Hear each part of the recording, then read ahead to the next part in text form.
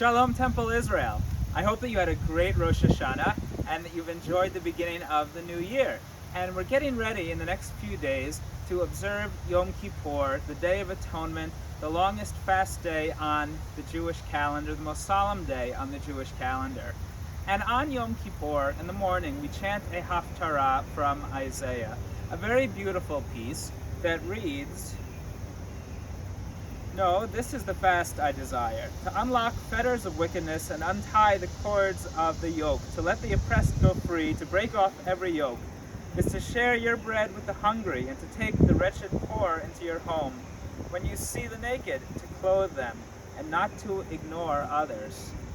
This Haftarah encourages us not only on Yom Kippur to engage in fasting and praying, but that atonement includes taking care of other people. That helps our fast. That brings our fast, our prayers to God.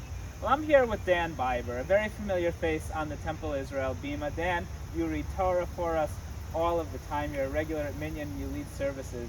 But you're also a busy guy, and you do some really interesting things when you're not reading Torah in the synagogue. I know I'm excited about participating in the Dual Faith Bible Study Group in a few days, but you also fulfill this mitzvah of Isaiah in another way, taking care of the oppressed, feeding the hungry. Could you tell us a little bit about what your work is going to be in the next few weeks? I am a volunteer at HIAS affiliate, the Hebrew Immigrant Aid Society in Charlotte. It's just up the road from the temple. It's on Monroe Road.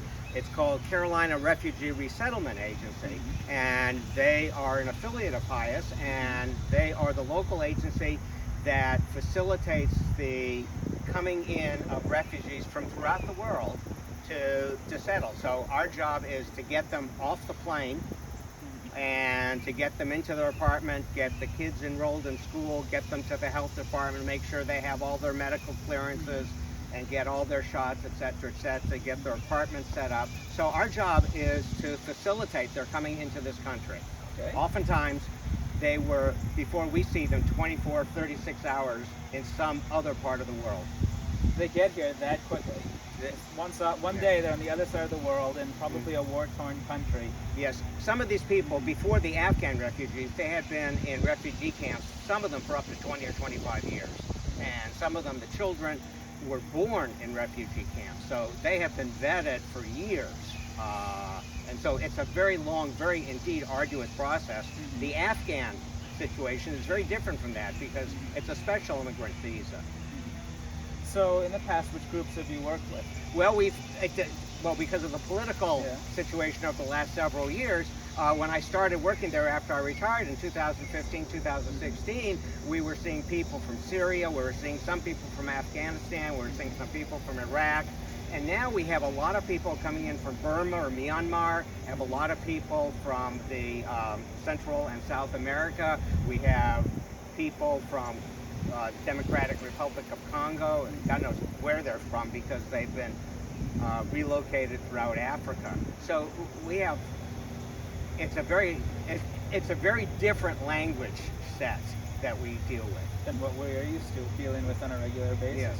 So as you mentioned, right now we've all been watching the news and we see the terrible images out of Afghanistan. We see the enormous numbers of people just trying to do anything they can to get out of that country. And some of them, after they've gone through this process of vetting, are coming here to the United States. Some of them will move here to Charlotte, and the organization you volunteer with will help settle them. Correct. What can we do to help the people who are coming here, coming from this really war-torn country? How can we help them settle in Charlotte and be comfortable? Well, one thing is most of the people who come here with nothing except debt.